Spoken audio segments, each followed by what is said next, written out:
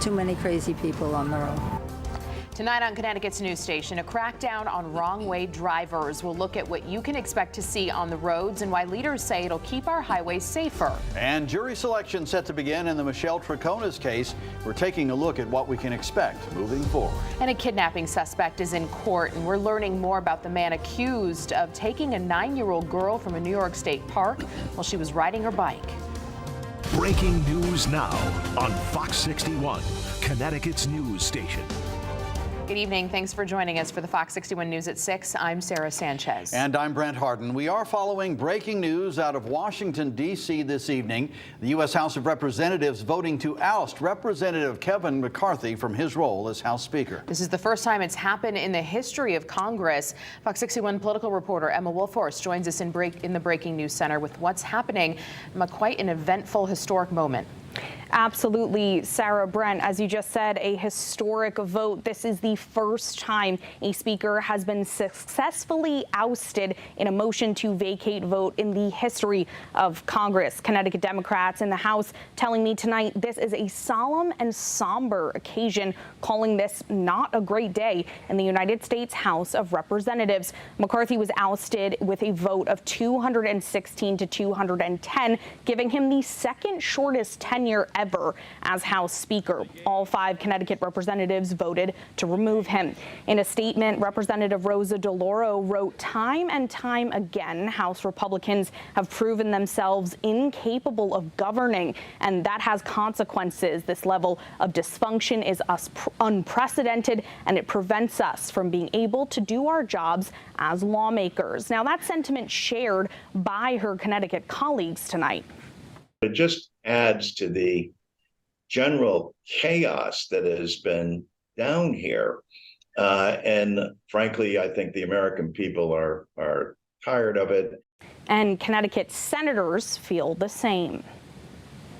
This is really embarrassing for the United States of America. This makes us look so weak and foolish around the world, and nobody should be rooting for this circus. And Representative Larson telling me House Democrats caucused for a while before this evening's vote. Everyone sharing similar issues with McCarthy, like going back on his word and giving in to extremists. Those reasons and more, Larson says, ultimately led to his decision to vote McCarthy out. Though the process now begins for House Republicans to select a new speaker, there is an interim, Congressman Patrick McHenry of North Carolina. Larson says this will allow the House to continue with their regular business, but Connecticut Democrats tell me they're concerned how this will impact Congress with a long list of to-dos and just 45 days to once again avert a government shutdown. Sarah, Brent. All right, Emma, thank you. Local politics now. It was a priority at the start of the session when lawmakers lost one of their own in a wrong-way crash. Now state transportation officials are putting their money where their collective mouth is in an effort to stop people from driving on Connecticut highways the wrong way. Fox 61's Samaya Hernandez is in Southington at one of the so-called problem areas to get a look at what's happening this week and in the weeks and months ahead. Samaya.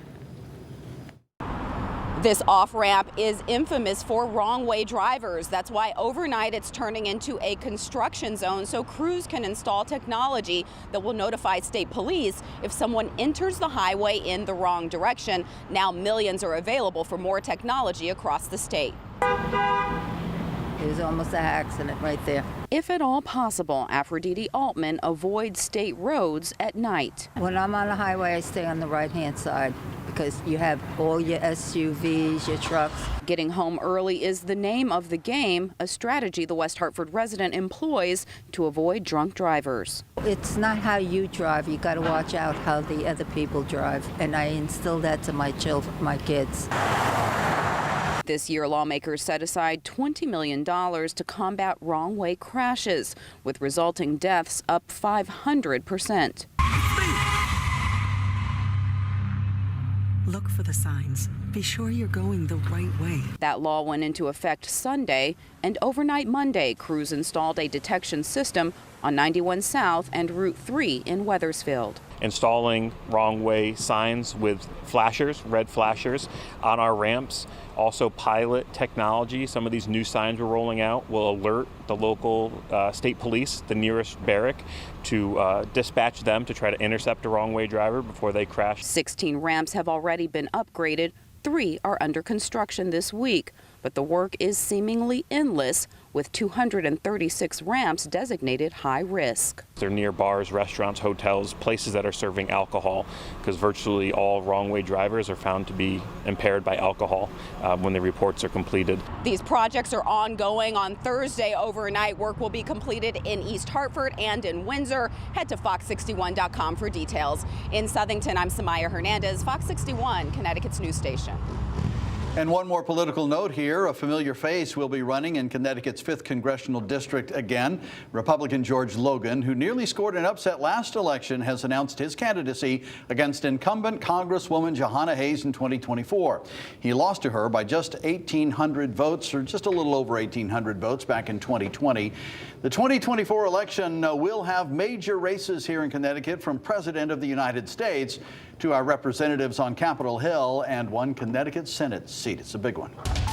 Another nice day outside, feeling more like summer than fall, though. A little bit, yeah. Chief Meteorologist Rachel Frank joining us now with more. Rach? Yeah, we ended up getting close to the daily record high temperature today. We've got that golden hour here going on in Hartford. You can see the reflection of the sun here off of the building. 78 degrees. The average high temperature for this time of year is 70, or right around 70, give or take. Today we ended up hitting 83 in the Hartford area. That's 2 degrees shy of that record I was just telling you about. Not as close in Bridgeport, 73 the high, the record 80 degrees, but still above average for this time of year. And if you didn't have a chance to enjoy today, that's all right. We got a redo for tomorrow, so hopefully you can carve out some time for yourself before temperatures cool back down again, especially as we head into early next week. Tonight, we're looking at overnight lows in the 50s, right around 60 though for the Connecticut shoreline. And again, just like this morning, we could wake up to some areas of patchy fog. If you saw it this morning, you'll see it again tomorrow morning. If not, don't worry about it. Warm and pleasant as we head through the midday and afternoon. High temperatures will end up climbing into the upper 70s to low 80s and a nice mild finish. We'll see a few more clouds during the day on Thursday, and while temperatures will still be above average, won't be as warm as tomorrow will be. And then more clouds Friday and an increasing chance for, you guessed it, more rain as we head into this upcoming weekend. We'll talk more about the timing of that, your full forecast coming up in just a bit, guys. Rachel, thank you. To COVID now, and if you're having trouble making an appointment for your COVID-19 booster, you're not alone. The Department of Health says they've been informed by the CDC that they're dealing with a shipping issue. The DPH saying in a statement that the Connecticut Department of Public Health is aware that residents have experienced difficulty accessing the updated COVID-19 vaccines. Vaccine manufacturers have informed DPH that this is not a vaccine supply issue, but rather shipping and delivery logistics that are responsible for this delay. They say the availability is expected to improve in the coming weeks, and you should contact your health provider or pharmacy to go ahead and make an appointment. Well, after more than 4 years, the case of JenniferFarber Dulos' disappearance and assumed death is moving forward now in a major way. Jury selection set for tomorrow in the trial of Michelle Troconis. But Dulos' family has refused to give up on answers. Fox 61's Jake Garcia has more on who Troconis is and what comes next in court. May 2019, JenniferFarber Dulos dropped her 5 kids off at school and was never seen again. An investigation was launched spanning more than 70 miles across the state, from her New Canaan neighborhood to dumpsters along Hartford's Albany Avenue. The case, though unsolved, never far from Connecticut's collective mind. An amazing mother and daughter and wife. Gets me thinking, you know, what happened? Will we ever really know? Connecticut State Police presume she was murdered by her estranged husband, Fotis, who took his own life weeks after being charged with murder. Michelle Troconis, his former girlfriend, alleged to have helped him and accused of tampering evidence. She's believed to be in the passenger seat here, as Fotis Dulos was seen on surveillance dumping trash at 30 different locations. The bloody contents found in these bins eventually testing positive as JenniferFarber Dulos' blood. leading to he and Troconis' arrest. Her lawyer argues the forensic evidence matching her DNA to those trash bags could be misleading and from previous contact with Dulos. Troconis has been in and out of court for years and has pled not guilty. While her long-awaited trial most likely won't start until January, jury selection is set to start tomorrow. If we're going to have just jury selection, which is going to take probably at least a month, and perhaps longer, and then then have a break for a couple of months, and then start over again, that poses both a financial and personal burden to my client. Once a jury is selected, they'll be put on ice until the trial starts. Why the wait? Troconis' team still has several outstanding motions, wanting evidence thrown out over what they claim are questionable procedures by police and overly broad warrants from the past few years. Jake Garcia, Fox 61, Connecticut's news station. And Connecticut's news station has followed the disappearance of Jennifer Dulos since the beginning and will continue to follow any developments closely. We'll bring you the developments at Stamford Superior Court tomorrow. And for more, including the entire timeline of the Dulos case, download our free Fox 61 News app. We're learning more about the suspect accused of kidnapping a 9-year-old girl from New York. 46-year-old Craig Ross Jr. was arraigned in Milton, New York overnight. He's accused of kidnapping Charlotte Cena while she was camping with her family. Police say they linked Ross to the case after they pulled fingerprints off a note that was dropped off in the family's mailbox. New York's Governor Kathy Hochul says they found Charlotte in a cabinet inside a camper on Ross's mother's property. More charges are expected. Ross is being held without bail.